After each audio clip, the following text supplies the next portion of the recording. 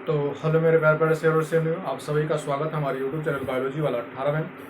तो आज रक्षाबंधन है। सभी बहनों को ढेर सारी शुभकामनाएं रक्षाबंधन की। ठीक है, तो आज उन लोगों के लिए लेकर के आए हैं अगन्याशय का टॉपिक, जो कि पाचन तंत्र से है और जल्द ही आपका चैप्टर समाप्त होने वाला है। ठीक है, तो चलिए हम लोग अगन्याशय वाले टॉपिक को शुरू करते हैं, जो कि पाचन से है। ठीक है, चैप्टर का नाम आपको वही है, जैव प्रक्रम है। ठीक है, इसके बाद 2-3 हेडिंग्स ऐसे बचेंगे जिसमें आपके सारे के सारे जो है कंप्लीट हो जाने वाले हैं। चलिए आइए देखते हैं, ज़्यादा देर ना करते हुए। ठीक है, पहली बात तो हम बात यहाँ कर लेते हैं अगन्याशय की, जिसको बोलते हैं पेनक्रियाज। अभी मैं इसका इमेज बना दूंगा, इमेज भी आपको बनाना ज़रूरी होता है। अगर मैं बात करूँ पेनक्रियाज की, यानी कि अगन्याशय की बात करूँ मेरे शेर और शेरनियों, तो ध्यान रखिएगा ये पत्ती के आकार का होता है। अगन्याशय कैसा होता है? पत्ती के आकार का अगन्याशय होता है। ठीक है, ये एक मिश्रित ग्रंथि है, यानी कि मिक्सर्ड। ठीक है, मिक्सर्ड ग्लैंड होता है, मिश्रित ग्रंथि। वो भी किस किस चीज़ का मिश्रित ग्रंथि होता है? दो चीज़ों का मिश्रण होता है। ठीक है, वो भी किस चीज़ का, ध्यान रखिएगा। दो चीज़ की अगर हम बात करें तो बाह्यस्रावी और अंतःस्रावी दोनों का मिश्रण होता है। किसका होता है? बहिस्रावी और बहिस्रावी और अंतःस्रावी दोनों का क्या होता है? मिश्रण होता है। हाँ, कुछ लोगों ने बोला था कि वीडियो क्लियर नहीं दिख पाता, ध्यान रखिएगा, वीडियो की क्वालिटी बढ़ा करके थोड़ा देखिए, अच्छे से देखिएगा। ठीक है, अब उसके बाद मैं बात कर लेता हूँ इसके वजन की। तो वजन कितना होता है? तो अगर मैं बात करूँ अगन्याशय के वजन की, तो ये हो जाता है 70 से 100 ग्राम। कितना होता है? 70 से 100 ग्राम के करीब में होता है। लंबाई कितनी होती है? तो वो 12 से 15 सेंटीमीटर होता है। 12 से 15 सेंटीमीटर होता है। कलर कैसा होता है मेरे शेर और शेरनियों? तो ध्यान रखिएगा, हल्का गुलाबी कलर का होता है, जिसे हम धूसर भी कहते हैं। क्या कहते हैं? धूसर। ठीक है, जिसे हम क्या कहते हैं? धूसर। ठीक है, अभी याद रखिएगा, हल्का गुलाबी या फिर धूसर हम कह लेते हैं। ठीक है, उसके बाद अगन्याशय की और भी चीजें बात कर लेते हैं। अगन्याशय जो होता है, ये इनमें पाचक रस निकलते हैं और हार्मोन्स भी निकलते हैं। ध्यान रखिएगा मेरे रसगुल्लो, पाचक रस ग्रहणी में खुलता है और हार्मोन्स जो होते हैं ये ब्लड में जाकर के खुलते हैं। कहाँ खुलते हैं? ब्लड में। अभी कौन कौन से हार्मोन्स होते हैं इसकी बात भी हम करेंगे। उसके बाद है पाचक रस की। अगर मैं बात करूं तो पाचक रस का पीएच मान कितना होता है? तो वो होता है 7.8 से 8.4 तक इसका पीएच मान होता है। यानी ये कैसा होगा? क्षारीय होगा। कैसा होगा मेरे रसगुल्लो? क्षारीय होगा। ध्यान रखिएगा, आपकी जो छोटी आंत होती है वो क्षार के रूप में भोजन को ग्रहण करती है, जबकि आपके अगन्याशय में, जबकि आपके आमाशय में अम्लीय बनता है भोजन। ठीक है, इसीलिए वो क्या करता है? क्षारीय लेता। लेकिन जब ग्रहणी वाले स्थान पर पहुंचता भोजन, तो वहीं पर चल करके वो क्या बनता है? भोजन अम्लीय के स्थान पर क्षारीय बनना चालू हो जाता है, क्योंकि वहां पर अगन्याशय से अगन्याशयी रस और पित्त से पित्ताशय रस दोनों निकल करके उसको क्या बना देते हैं? अम्ल से क्षार बना देते हैं। ठीक है, यानी कि उदासीन भी कर देते हैं, उसको न्यूट्रलाइज कर देते हैं, और उसके बाद फिर वो छोटी आंत उसको ग्रहण कर लेता है। ठीक है, अभी हम बताएंगे। उसके बाद याद रखिएगा, यहाँ पर हम बात कर लेते हैं कुछ, यहाँ पर याद रखिएगा एंजाइम्स के बारे में आते हैं। इसके बारे में, एंजाइम्स के बारे में जानकारी लेंगे। तो जैसे कि आपको पता है कि एंजाइम्स यानी घटक की बात कर लेते हैं, जिसको बोलते हैं एमाइलेज। क्या होता है? एमाइलेज। पहला एंजाइम होगा एमाइलेज, जो कि क्या काम करता है? कार्बोहाइड्रेट को बदलता है किसमें? माल्टोज में। कार्बोहाइड्रेट को बदल देता है किसमें? माल्टोज में बदलता है। ठीक है, कार्बोहाइड्रेट को बदलेगा किसमें? माल्टोज में। अब उसके बाद होता है ट्रिप्सिन। अगर मैं ट्रिप्सिन की बात करूं मेरे शेर और शेरनियों, तो ये प्रोटीन को बदलता है किसमें? पेप्टोन्स में। किसमें बदलता है? पेप्टोन है। प्रोटीन को पेप्टोन्स में कन्वर्ट कर देता है। लाइपेज होता है, तो अगर मैं लाइपेज की बात करूं तो यह वसा को गिल्सराल में बदलता है, वसा को गिल्सराल में और वसीय अम्ल में बदलता है। वसीय अम्ल में भी बदलता है। आप वसीय अम्ल कह सकते हैं या फिर गिल्सराल कर सकते हो, दोनों एक ही चीज होता है। उसके बाद है यहाँ पर न्यूक्लियेजेज होता है, जो कि न्यूक्लियेजेज किस में पाया जाता है, डीएनए और आरएनए में। तो डीएनए और आरएनए जो होता है मेरे स्कूल, डीएनए का फुल फॉर्म होता है डीऑक्सीराइबोज और आरएनए का होता है राइबोज न्यूक्लिक एसिड। ठीक है, लास्ट में एसिड रहेगा सबका। अब ये क्या करते हैं, डीएनए आरएनए ये क्या कर लेते हैं, न्यूक्लियोटाइड्स बना लेते हैं।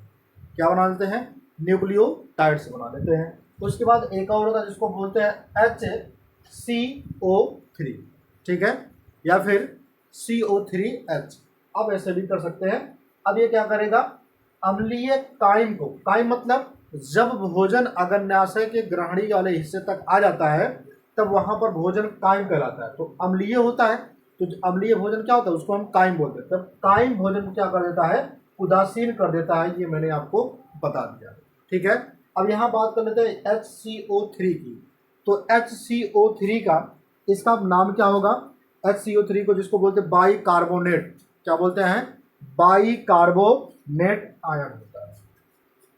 By carbonate, by carbonate ion, by carbonate ion होता है। अभी हमें बात कर लेते हैं मेरे रसगुल्लो, ध्यान रखिएगा इसके कार्य की, ठीक है। यहाँ पर मैंने कुछ लिखा, जैसे यहाँ पे हार्मोन्स लिखा है मैंने आपको यहाँ पर क्या बताया, एंजाइम्स के नाम बता दिए। अब यहाँ पर मैंने हार्मोन्स के नाम बताया। तो हार्मोन्स जो लिखे हमने यहाँ पर टोटली लिख दिए हैं 4 हार्मोन्स। कितने हार्मोन्स लिखे हैं मेरे शेर और शेनियों, 4 हार्मोन्स लिखे हैं। ध्यान रखिएगा इन 4 हार्मोन्स की अगर मैं बात करूँ, सबसे पहला हार्मोन्स जो होता है वो है इंसुलिन। कौन सा हार्मोन है, इंसुलिन। इंसुलिन भैया बहुत ही महत्वपूर्ण भूमिका निभाती है, याद रखिएगा, अग्न्याशय में रह करके, इसमें अग्न्याशय में रह करके, ठीक है। अभी हम उसके बारे में भी चर्चा करेंगे।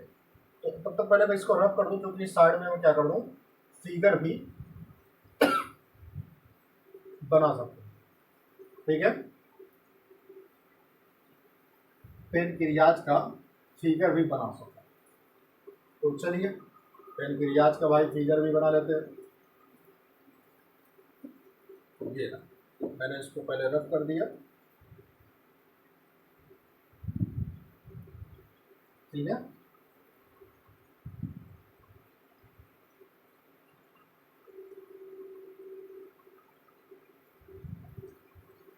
चलिए अब इसी साइड में हम लोग क्या करेंगे, इमेज को भी बना लेंगे। पहले चीज़ तो याद रखिएगा, मैंने आपको बताया था, पहला क्या होगा, इंसुलिन है। दूसरा क्या है, ग्लूकागॉन है। क्या है, ग्लूकागॉन। और तीसरा क्या है आपका, जो है सोमैटोस्टैटिन, ठीक है। और चौथा क्या है, पीपी, जिसको बोलते हैं पैक्रियाटिक, ठीक है, पॉलीपेप्टाइड, पैक्रियाटिक पॉलीपेप्टाइड। अब यहाँ मैं बात कर लूँ, ध्यान रखिएगा, इंसुलिन की। इसके बाद कर लेता हूँ इंसुलिन की। यहाँ पर इंसुलिन में अगर बात करूँ, इसकी बात करूँ इंसुलिन की। इंसुलिन, इंसुलिन का स्राव किस कोशिका से होता है, तो एक होता है बीटा कोशिका। कौन सी कोशिका होती है मेरे रसगुल्लो, बीटा कोशिका से इंसुलिन का स्राव होता है। ये कार्य क्या करता है बीटा कोशिका है, तो ग्लूकोज C6H12O6 ग्लूकोज को, ठीक है, कोशिका प्रवेश करा देता है। यानी कि ग्लूकोज को कोशिका में प्रवेश कराने का कार्य करता है और इसको ग्लाइकोजन का निर्माण कर देता है। यानी कि ग्लूकोज को ग्लाइकोजन के रूप में बदल करके उसको कोशिका में प्रवेश कराने का काम कर लेता है। कौन, बीटा कोशिका। उसके बाद होता है इन बीटा कोशिका का यदि अभाव होगा, मतलब अगर ये पाए ही नहीं जाएंगे तो डायबिटीज नामक रोग हो जाएगा। कौन सा रोग होगा मेरे रसगुल्लों, डायबिटीज नामक रोग होगा। अगर इसकी अधिकता हो जाएगी, अगर ये नहीं होगा तब भी दिक्कत होगा, अगर ये अधिक मात्रा में होगा तब क्या होगा, हाइपोग्लाइसीमिया, हाइपोग्लाइसीमिया ये नामक रोग हो जाएगा। मतलब अधिक होगा तब भी दिक्कत, नहीं होगा तब भी दिक्कत, ठीक है। उसके बाद है ग्लूकागॉन। कौन सा है, ग्लूकागॉन, ग्लूकागॉन, ठीक है, ग्लूकोगॉन। अब ये क्या होता है, ये अल्फा कोशिका से निकलता है। किससे निकलता है मेरे रसगुल्लो, अल्फा कोशिका से निकलता है। जो कि कार्य क्या करता है, लीवर में ग्लाइकोजन को ग्लूकोज में बदलता है। लीवर में ग्लाइकोजन को ग्लूकोज में बदल देता है। जब ग्लाइकोजन को ग्लूकोज में बदल देता है, अभी कहाँ बदलेगा, लीवर में। ध्यान रखिएगा, बीटा कोशिका अल्फा कोशिका जो होती है, अगर इसकी अभाव होगा, मतलब ये पाया ही नहीं जाएगा, तब क्या होगा, हाइपोग्लाइसीमिया। कौन सा होगा, हाइपोग्लाइसीमिया नामक रोग होगा। अगर इसकी अधिकता होगी तब भी बीमारी होगा, वो भी कौन सा, हाइपर ग्लाइसीमिया। कौन सा होगा, हाइपर ग्लाइसीमिया। अब अगर यही बात कर लेते हैं, एक और होता है जिसको बोलते हैं सोमैटोस्टैटिन। क्या बोलते हैं, सोमैटोस्टैटिन। सोमैटोस्टैटिन, ठीक। सोमैटोस्टैटिन जो होता है, ये डेल्टा कोशिका से निकलता है। कौन सी कोशिका से, डेल्टा। कौन सी कोशिका से, डेल्टा की कोशिका से निकलता है। अब ये डेल्टा कोशिकाएं क्या काम करती हैं, तो इंसुलिन और ग्लूकागॉन, ठीक है, और पाचक एंजाइम को, ठीक है, स्राव को नियंत्रित करती है। ठीक है, पाचक एंजाइम, कौन सा, पाचक एंजाइम, ग्लूकागॉन और इंसुलिन के स्राव को क्या कर लेती हैं, कंट्रोल करके रखती हैं, ताकि ये अधिक मात्रा में निकले ना, तो फिर दिक्कत हो जाएगा निकलने पर। आप देख पा रहे हैं ऊपर, ठीक है। अब इसके बाद इसके अधिकता या फिर अभाव से क्या होगा, पाचन और शर्करा नियंत्रण पर प्रभाव पड़ता है। शर्करा जब बढ़ेगा तो याद रखिएगा मेरे रसगुल्लों, शुगर भी बढ़ेगा। शर्करा मतलब शुगर ही होता है। जब शुगर बढ़ेगा तो बहुत ही समस्याएं आने लगेगी, और कभी कभी आप जब भोजन ज़्यादा खा लेते हो तो पाचन की प्रक्रिया में भी समस्याएं आने लगती, यानी कि भोजन पचता ही नहीं, ठीक है। उसके बाद एक और इसको बोलते हैं पीपी, ठीक है। अब ये पीपी जो होता है, ये क्या काम करता है, याद रखिएगा, इसमें जो है पीपी कोशिकाएं होती हैं, और एक काम क्या करता है, अग्न्याशय के पाचक एंजाइम्स के स्राव तथा भूख को नियंत्रित करता है। किसको, भूख को नहीं। जो लोग बोलते हैं ना कि हमको भूख बहुत ज़्यादा लग जाता है, यही पीपी कोशिकाएं क्या करती हैं, उसको कंट्रोल करके रखती हैं कि ज़्यादा अधिकतर खाना आप खा ना सकें, ठीक है। और याद रखिएगा, जैसे आप भांग वगैरह खा लेते हैं तो उस कंडीशन में क्या होता है कि लोग बहुत तेज़ी से, ठीक है, बहुत ज़्यादा खाना खा लेते हैं, क्योंकि ये कंट्रोल नहीं हो पाता सर, पीपी कोशिकाएं। अब ये क्या काम करती हैं, पाचन क्रिया को प्रभावित कर देती हैं, ठीक है। पाचन क्रिया को क्या कर देती हैं, प्रभावित कर देती हैं, जिससे कभी कभी आपको पलटी भी आ सकता है, मोमेंटम की प्रक्रिया भी हो सकती है, ठीक है। और भी चीज़ें समझिएगा, अगर डायबिटीज है तब इस कंडीशन में क्या होता है, ध्यान रखिएगा। डायबिटीज है अगर मेरे रसगुल्लों, तो इंसुलिन की कमी या फिर क्रिया में कमी, शर्करा बढ़ने लगेगा, तब होगा डायबिटीज, ठीक है। ये प्रक्रिया बहुत ही खतरनाक होती है, सिर वगैरह दर्द करने लगता है, बॉडी वगैरह दर्द करने लगता है, पलटी भी हो सकते हैं, और बुखार वगैरह भी आ सकते हैं। ये मैंने आपको बता दिया। नोट करके एक पॉइंट लिखिएगा, नोट लिखिएगा नोट में, कि इंसुलिन की खोज, किसकी खोज, इंसुलिन की खोज, किसकी खोज, इंसुलिन की। तो इंसुलिन की जो खोज है मेरे स्कूलों, वो किया गया था कब, इंसुलिन की खोज 1921 में। कब किया गया था, 1921 में। दो वैज्ञानिक थे, कौन थे, दो वैज्ञानिक थे, जिन वैज्ञानिकों का नाम है फ्रेडरिक, ठीक है, वेटांग, ठीक है, वेटिंग और वेट्स,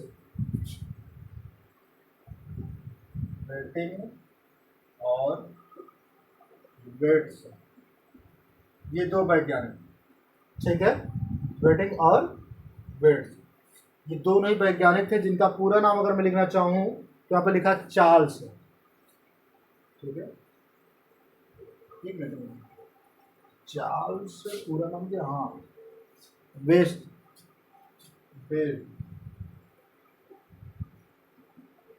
ठीक है, चार्ल्स, ठीक, वेस्ट। और वेडिंग का पूरा नाम क्या है, तो वेडिंग का जो नाम पूरा है, वेडिंग, फ्रेडरिक नाम होगा, फ्रेडरिक,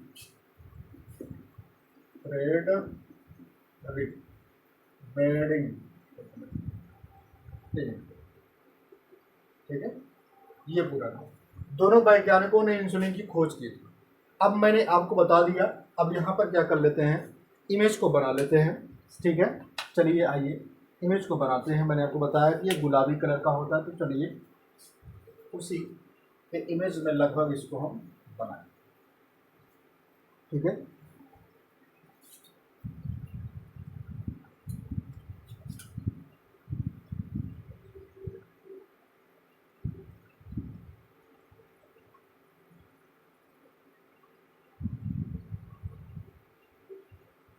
ये है ग्रहणी वाला हिस्सा। कौन सा हिस्सा है? ग्रहणी का हिस्सा है। ठीक है, अब वो यहीं से जोड़ देते हैं अगन्याशय।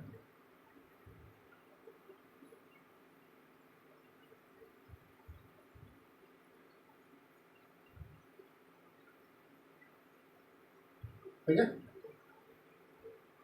ये हो गया अगन्याशय वाला हिस्सा।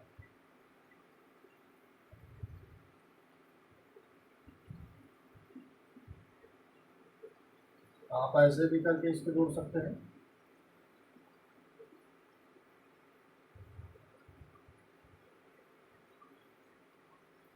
ये पत्ती की जैसी एकदम संरचना आप देख पा रहे हैं। कौन सी? पत्ती की जैसी। अब यहीं से जुड़ा होता है कौन? Gall bladder.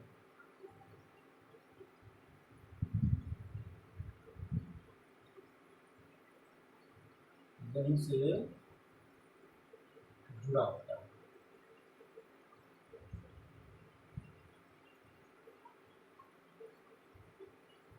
ठीक, यही चीज इधर चला जाएगा और ये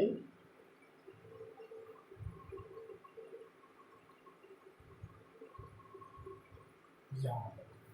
ठीक, ये मैंने बता दिया। यही होता है भैया पेनक्रियाज। कौन होता है? पेनक्रियाज, जिसको हम बोलते हैं अगन्याशय। क्या बोलते हैं? अगन्याशय। ठीक है, तो स्ट्रक्चर ऑफ पेनक्रियाज। अब यही मैं अगर बात कर लूँ तो यहाँ पर इसके 3 भाग होते हैं। कितने भाग होते हैं? 3 भाग होते हैं। जहाँ पर इसका सिर होता है, यहाँ से लेकर के यहाँ तक के हिस्सा जो होते हैं, इसको कहते हैं सिर, हेड, यानी कि सिर वाला हिस्सा। ठीक है, तो ग्रहणी के आकार के वक्र के भीतर स्थित होता है। ठीक है, बॉडी क्या होता है? सिर और पूंछ के बीच। सिर और पूंछ के बीच, यानी कि यहाँ पर ये पूंछ वाला हिस्सा होता है, यहाँ से लेकर के यहाँ तक। इसको पूरा क्या बोलते हैं? बॉडी कह लीजिए या फिर शरीर कह लीजिए। ठीक है, ये जस्ट प्लीहा के नीचे होता है। प्लीहा क्या होता है मेरे स्कूल में भी ध्यान रखिएगा। प्लीहा जो होता है वो, प्लीहा को जैसे ब्लड बैंक बोलते हैं। ठीक है, ब्लड बैंक बोलते हैं, जहाँ पर सारे के सारे ब्लड मरने के बाद वहीं पर चले जाते हैं, उसको बोलते हैं ब्लड बैंक। ठीक है, सारे के सारे ब्लड, उसको क्या बोलते हैं? Blood bank. ठीक है, उसके बाद ये वाला हिस्सा क्या होगा तुम्हारा? पूंछ कहलाता है, या फिर इसे हम मध्य भाग भी कह सकते हैं। ठीक, ये मैंने आपको बताया। अब अगर मैं बात कर लूँ, यहाँ पर याद रखिएगा, ये ग्रहणी वाले हिस्से से जुड़ता है। इसको क्या बोलते हैं? ग्रहणी, जो सी के आकार का देता है। और ये होता है पित्ताशय। कौन होता है? पित्ताशय। ठीक, इतना मुझे लगता है समझ में आ गया होगा। अब इसके आगे हम लोग मोड़ के चलते हैं छोटी आंत। इस पे चलेंगे छोटी आंत पे, जो कि मैं आपको भी कार्य नहीं बताया। चलिए कार्य को देखें, पेनक्रियाज के कार्य। पहला कार्य जो होगा मेरे रसगुल्लो ध्यान रखिएगा, वो पाचक रस बनाता है। क्या बनाता है? पाचक रस बनाने का काम करता है, जो कि मैंने आपको पहले ही बता दिया। उसके बाद वसा, प्रोटीन, कार्बोहाइड्रेट का पाचन कर लेता है। वसा, प्रोटीन, कार्बोहाइड्रेट का पाचन, यानी कि अगर आपसे पूछा जाएगा कि वसा और प्रोटीन, कार्बोहाइड्रेट का पाचन कहाँ होता है, तो आप क्या कह दोगे कि ग्रहणी वाले हिस्से पर होता है, जो कि कौन करता है, अगन्याशय और पित्ताशय दोनों मिलकर करते हैं, लेकिन अगन्याशय की भूमिका अधिक होती है, इसलिए ये काम करता है। लेकिन प्रोटीन का पूर्ण रूप से पाचन नहीं होगा, प्रोटीन का पूर्ण रूप से पाचन होगा कहाँ पर, छोटी नाड़ी। उसके बाद ये भोजन को क्षारीय बना देता है। क्या बनाते हैं, क्षारीय बनाते कौन, अगन्याशय। उसके बाद ये ब्लड में शर्करा के स्तर को बढ़ा देता है। जब ब्लड में शर्करा के स्तर को बढ़ाएगा तब शुगर बढ़ जाएगा, ठीक है। और क्या करेगा, इंसुलिन जो होता है, इंसुलिन नामक जो हार्मोन्स होता है, ये ब्लड में शर्करा के स्तर को कम कर देता है, ठीक है, जिससे शुगर क्या हो जाता है, लो हो जाता है। उसके बाद होगा ग्लूकागान, ब्लड में शर्करा को बढ़ा देता है। तो ग्लूकागान क्या करेगा, ब्लड में शर्करा को बढ़ा के रखता है। ये मैंने कार्य बता दिए, 4 इधर 2 इधर, 4 2 6 कार्य हो गया। बाकी आज का जो अगन्याशय वाला टॉपिक है यहीं पर समाप्त हो जाता है, ठीक है। फिर मिलेंगे नए वीडियो में नए तरीके से। तब तक के लिए आप लोग हंसते रहिए, मुस्कुराते रहिए। और जाते जाते मैं आप लोगों को यही कहूँगा कि सभी बहनों को राखी की ढेर सारी शुभकामनाएं, ठीक है। वो लोग इस बार अच्छे से अच्छे नंबर लेकर के आए, मेरी सारी की सारी दुआ आप लोगों के साथ है। जय हिंद, जय भारत।